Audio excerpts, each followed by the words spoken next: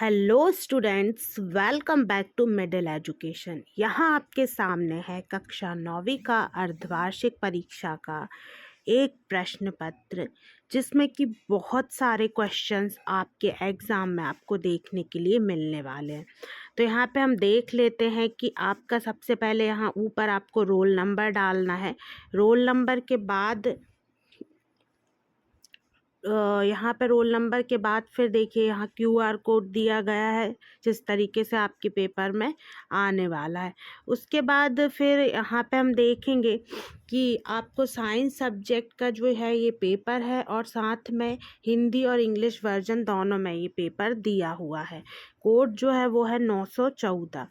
फिर आगे बढ़ेंगे, देखेंगे कि टोटल नंबर ऑफ़ क्वेश्चंस कितने हैं, तो 23 हैं टोटल नंबर ऑफ़ क्वेश्चंस, और साथ में समय जो है वो है 3 घंटे का। जो मैक्सिमम मार्क्स हैं वो आपके हैं 75। तो यहाँ पे जो प्रश्न पत्र है उसमें एक एक प्रश्न को हल करवाया जाएगा, एक एक प्रश्न का उत्तर बताया जाएगा। वीडियो में एंड तक बने रहिए। प्रश्न क्रमांक 1 से लेकर प्रश्न क्रमांक 23 तक सारे प्रश्नों को इस वीडियो के अंदर कवर किया जाएगा। जो भी प्रश्नों के उत्तर बताए जाएंगे तो आप उनका स्क्रीनशॉट ले सकते हैं। यहाँ पे निर्देश दिए गए हैं, तो इनको आप आराम से स्क्रीनशॉट लेके पढ़ सकते हैं। इंग्लिश मीडियम वाले बच्चे भी इसका स्क्रीनशॉट ले लें।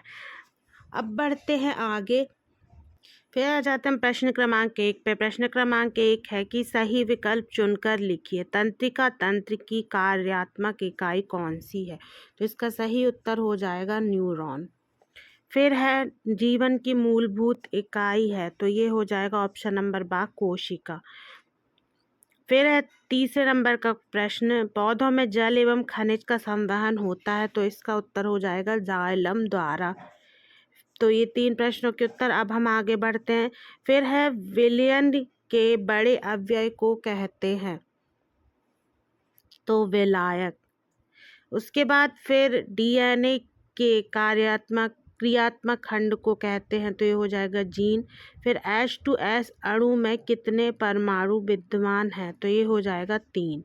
तो इस तरीके से यहाँ पे आपके सही विकल्प ख़त्म होते हैं। इंग्लिश मीडियम वाले बच्चे भी देख लें, स्क्रीनशॉट ले सकते हैं। अब आ जाते हैं हम रिक्त स्थानों की पूर्ति कीजिए। तो रिक्त स्थानों की पूर्ति यहाँ पे आंसर की में हम देख लेते हैं आंसर सहित। पहला है ऋणात्मक त्वरण को कहते हैं, तो क्या कहते हैं? मंदन कहते हैं। शक्ति का एसआई मात्रक वॉट है।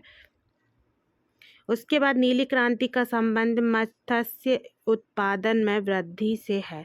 लाइसोसोम को आत्मघाती थैली कहा भी कहते हैं।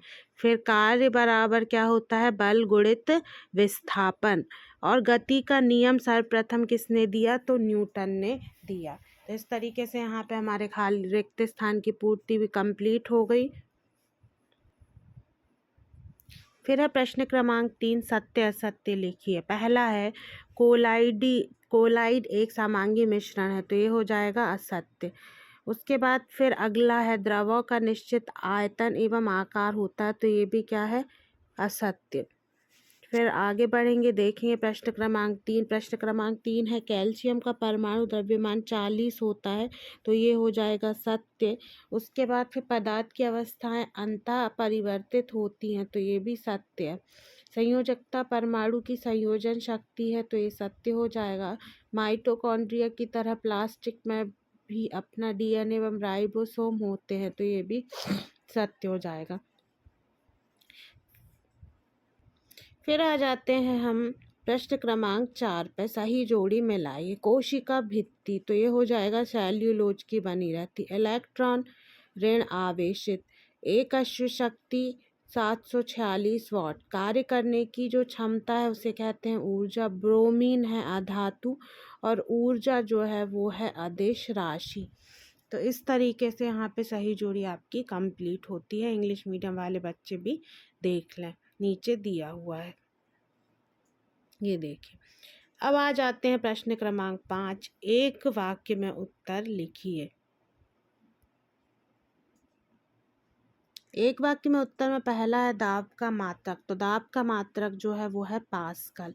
फिर सेकंड है एकांक क्षेत्रफल में 1 सेकंड से गुजरने वाली ध्वनि ऊर्जा, तो कहलाती है तीव्रता। फिर उसके बाद ये सल्फ्यूरिक अम्ल का सूत्र है H2SO4। किसी वस्तु का जड़त्व निर्भर करता है उसके द्रव्यमान पर। फिर है इलेक्ट्रॉन पर आवेश होता है तो -1.6 इंटू 10⁻⁻19 कूलॉम। फिर है कैल्शियम हाइड्रोक्साइड का रासायनिक सूत्र है COOH का होल ट्वाइस। तो इस तरीके से यहाँ पे हमारे 6 ही एक वाक्य में उत्तर समाप्त होते हैं।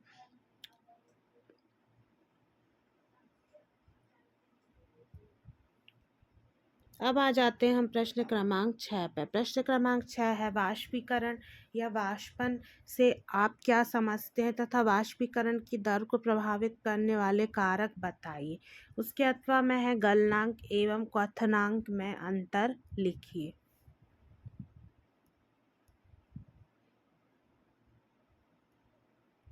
तो ये रहा यहाँ पे इसका उत्तर प्रश्न क्रमांक 7 का। इसका स्क्रीनशॉट आप ले लें। वाष्पीकरण क्या है और उसको दर को प्रभावित करने वाले कारक।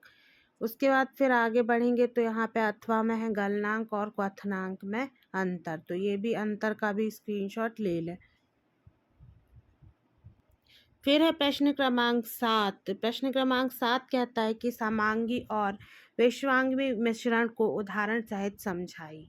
उसका अथवा है भौतिक एवं रासायनिक परिवर्तन के दो उदाहरण लिखिए। तो ये रहा प्रश्न क्रमांक 7 का उत्तर। समांगी मिश्रण क्या है और विश्वांगी मिश्रण क्या है, इसका स्क्रीनशॉट ले लें। उसके बाद आ जाते हैं फिर हम भौतिक परिवर्तन को उदाहरण सहित समझाए। भौतिक और रासायनिक परिवर्तन। तो पहला भौतिक परिवर्तन है बर्फ का पिघलना, पानी का उबलना, और फिर है रासायनिक परिवर्तन लोहे का जंग लगना, दही का बनना। फिर है प्रश्न क्रमांक 8। द्रव्यमान संरक्षण का नियम क्या है। उसके अथवा में है बहुपरमाणुक आयन क्या होते हैं, उदाहरण लिखिए। तो ये दोनों प्रश्न हैं। इन दोनों प्रश्नों के उत्तर यहाँ पे हम देख लेते हैं। तो ये रहा उत्तर, इसका आप स्क्रीनशॉट ले लें। पहले द्रव्यमान संरक्षण का नियम लिखा हुआ है और उसके बाद फिर बहुपरमाणुक आयन क्या होते हैं, उदाहरण भी लिखा हुआ है। फिर प्रश्न क्रमांक 9 है संयोजकता क्या है। मैग्नीशियम एवं एल्यूमिनियम की संयोजकता लिखिए। फिर उसके अथवा में है क्लोरीन के 2 समस्थानिकों के सूत्र लिखिए। तो ये है प्रश्न क्रमांक 9 एवं प्रश्न क्रमांक 9 के अथवा का। पहले संयोजकता दी गई है क्या है, और मैग्नीशियम और एल्यूमिनियम की संयोजकता भी लिखी गई। फिर क्लोरीन के 2 समस्थानिक, स्क्रीनशॉट ले लें। फिर है प्रश्न क्रमांक 10। कोशिका का कौन सा अंगक कोशिका का बिजली घर कहा जाता है और क्यों। उसके अथवा में है लाइसोसोम को कोशिका की आत्मघाती थैली क्यों कहते हैं तथा इनके कार्य बताइए। फिर एक साथ हम उत्तर देख लेते हैं प्रश्न क्रमांक 10 और 11 का। तो प्रश्न क्रमांक 11 है फ्लोएम तथा जाइलम में अंतर बताइए। ऊतक को परिभाषित कीजिए तथा पौधों में ऊतक मुख्यतः कितने प्रकार के होते हैं। तो इन चारों प्रश्नों का उत्तर मैं आपको बता रही हूँ। तो ये रहा पहले तो कि माइटोकॉन्ड्रिया को बिजली घर क्यों कहा जाता है और साथ में लाइसोसोम को आत्मघाती थैली क्यों कहते हैं, इसका स्क्रीनशॉट ले लीजिए। उसके बाद फिर आ जाते हैं हम 11वें प्रश्न पर, जाइलम और फ्लोएम में अंतर, इसका स्क्रीनशॉट ले लें। फिर उसके बाद है अथवा में कि ऊतक की परिभाषा और ऊतक के प्रकार। फिर है प्रश्न क्रमांक 12। औसत चाल किसे कहते हैं, इसका सूत्र एवं मात्रक लिखिए। उसका अथवा है चाल एवं वेग में कोई 2 अंतर लिखिए। फिर है प्रश्न क्रमांक 13। एक समान त्वरण और असमान त्वरण को स्पष्ट कीजिए। फिर है मंदन को परिभाषित कीजिए एवं इसका मात्रक भी लिखिए। तो चलिए इन चारों प्रश्नों के उत्तर देख लेते हैं। प्रश्न क्रमांक 12 का उत्तर औसत चाल किसे कहते हैं, सूत्र एवं मात्रक भी यहाँ पे दिया हुआ है, इसका स्क्रीनशॉट ले लें। फिर है चाल एवं वेग में अंतर, तो इसका भी स्क्रीनशॉट ले लें। उसके बाद फिर आ जाते हैं 13 पे, एक समान त्वरण और असमान त्वरण क्या है, उसके साथ अथवा जो है कि मंदन क्या है और मंदन का मात्रक, तो इसका भी स्क्रीनशॉट ले लें। फिर आ जाते हैं हम प्रश्न क्रमांक 14 पे, संतुलित बल किसे कहते हैं, उदाहरण सहित समझाइए और न्यूटन के गति के तृतीय नियम को उदाहरण सहित समझाइए। फिर है 15वां प्रश्न, गुरुत्वीय त्वरण से आप क्या समझते हैं। फिर उसके अथवा में है क्या कारण है कि कॉर्क पानी में तैरता है जबकि कील पानी में डूब जाती है। तो ये रहा प्रश्न क्रमांक 14 का उत्तर, स्क्रीनशॉट ले लें। संतुलित बल किसे कहते हैं, इसका उदाहरण। उसके बाद है प्रश्न क्रमांक 14 का अथवा न्यूटन की गति का तीसरा नियम और उसका उदाहरण। 15वां प्रश्न, गुरुत्वीय त्वरण किसे कहते हैं, उसका मान, और साथ में कॉर्क पानी में क्यों तैरता है, क्योंकि उसका जो घनत्व है वो पानी से कम होता है जबकि कील डूब जाती है क्योंकि उसकी जो घनत्व है वो पानी से अधिक होता है, इसका भी स्क्रीनशॉट ले लें। फिर आ जाते हैं हम प्रश्न क्रमांक 16 पे, गतिज ऊर्जा तथा स्थितिज ऊर्जा किसे कहते हैं, उदाहरण दीजिए। उसके अथवा में है ऊर्जा संरक्षण का नियम, उदाहरण सहित लिखिए।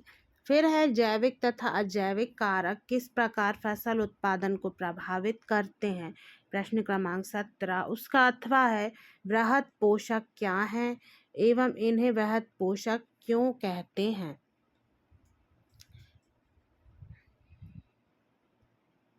तो ये रहा प्रश्न क्रमांक 16 का उत्तर, गतिज ऊर्जा उसका उदाहरण, स्थितिज ऊर्जा और उसका उदाहरण। उसके अथवा में ऊर्जा संरक्षण का नियम क्या है और उसका उदाहरण, तो इसका स्क्रीनशॉट ले लें एक साथ।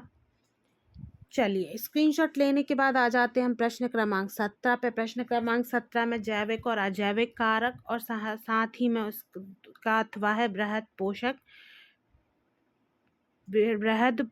बृहद पोषण क्या है, ये थोड़ा सा मैं स्प्रिंट है यहाँ पे, ठीक है, या बृहद पोषक तत्व भी हो सकता है, तो यहाँ पे स्क्रीनशॉट इसका भी ले लें। प्रश्न क्रमांक 18 पे आ गए हैं, हाइड्रोजन के दो समस्थानिक के नाम लिखिए। फिर उसके अथवा में है समस्थानिक एवं समभारिक में अंतर स्पष्ट कीजिए। प्रश्न क्रमांक 19 कहता है कि पैरेनकाइमा एवं कॉलिनकाइमा में अंतर स्पष्ट कीजिए, और उसके अथवा में है तंत्रिका कोशिका क्या है, इसकी संरचना सचित्र वर्णन कीजिए। तो यहाँ पे ये रहा 18 का उत्तर, हाइड्रोजन के दो समस्थानिक, इसका स्क्रीनशॉट ले लें। फिर उसके बाद समस्थानिक और समभारिक में अंतर, इसका भी स्क्रीनशॉट ले लें। स्क्रीनशॉट लेने के बाद फिर आ जाते हैं हम अगले प्रश्न में, पैरेनकाइमा एवं कॉलिनकाइमा में अंतर, इसका स्क्रीनशॉट ले लें। उसके बाद फिर है तंत्रिका कोशिका क्या है, इसकी संरचना के बारे में।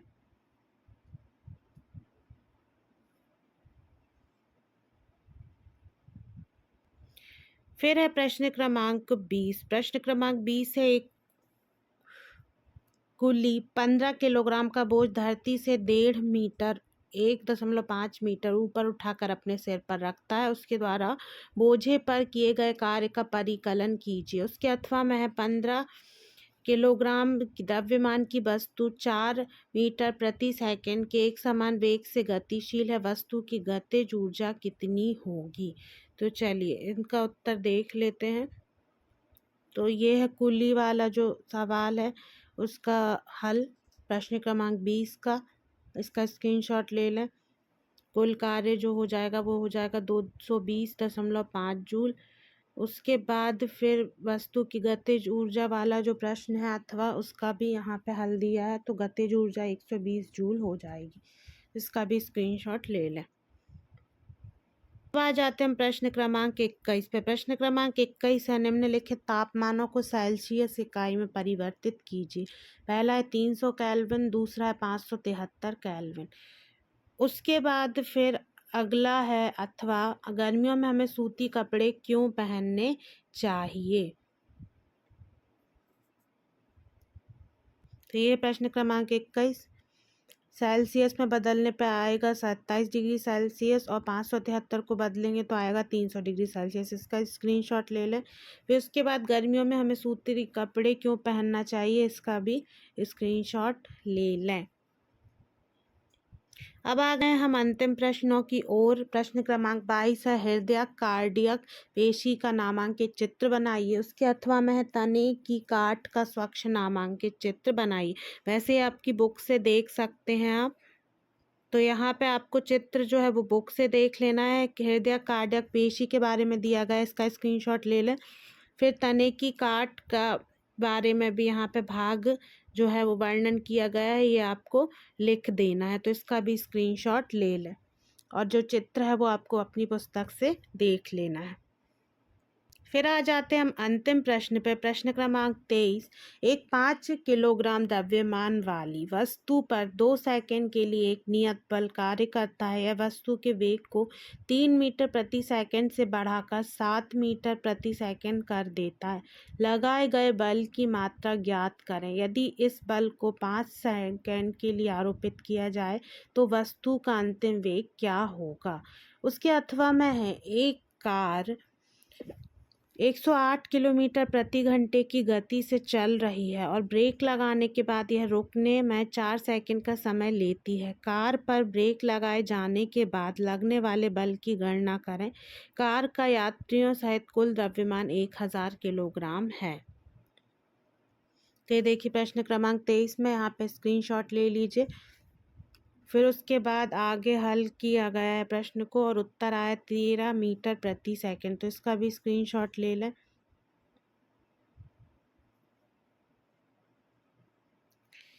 फिर है अथवा का भी स्क्रीनशॉट ले लें। तो यहाँ पे हमारा जो पेपर है वो समाप्त होता है। इसका जो PDF है वो आपको डिस्क्रिप्शन बॉक्स से जाके डाउनलोड कर लेना है। साथ ही साथ हमने पूरे 23 प्रश्नों को इस वीडियो के अंदर कवर किया है। यदि आप किसी भी प्रश्न का स्क्रीनशॉट नहीं ले पाया, कोई भी कन्फ्यूजन है, तो आप वीडियो को एक बार रिवाइज करके देख सकते हैं। वीडियो को ज़्यादा से ज़्यादा लाइक करें, शेयर करें। Thanks for watching this video.